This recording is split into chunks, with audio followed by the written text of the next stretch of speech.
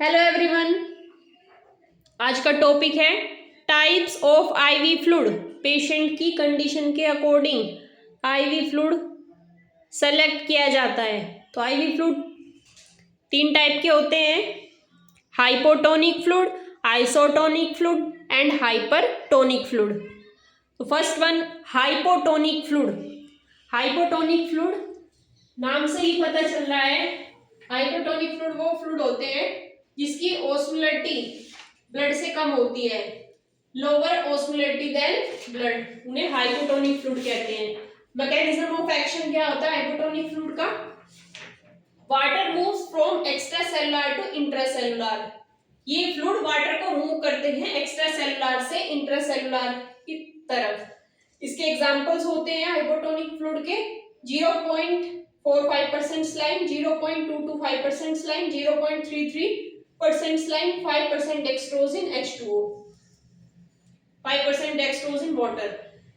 तो hypotonic fluid क्या करते हैं? एक्स्ट्रा सेलुलर फ्लूइड से इंट्रासेलुलर फ्लूइड की तरफ वाटर को मूव कर रहे हैं। तो इसमें रिस्क क्या रहेगा? सेल स्वेलिंग हो जाएगी और रप्चर हो जाएगी स्वेलिंग होने के बाद। Second is isotonic fluid. इसमें क्या होता है? Equal osmolarity as the blood. Isotonic fluid की ऑस्मोलरिटी ब्लड के इक्वल होती है।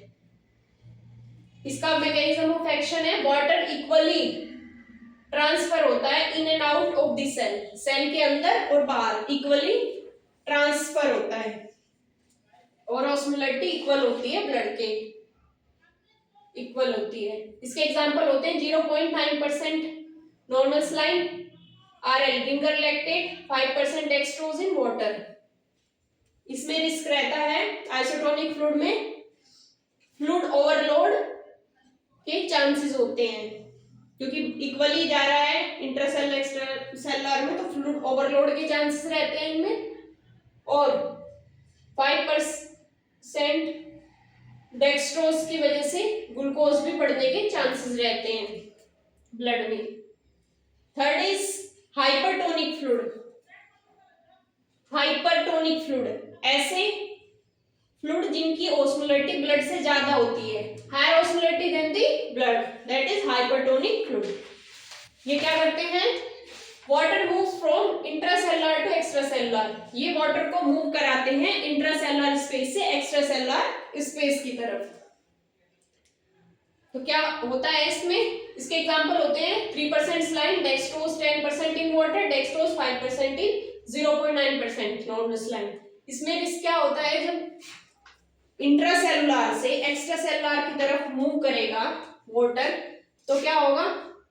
पेशेंट को डिहाइड्रेशन होगा और सेल श्रिंकेज हो जाएगी।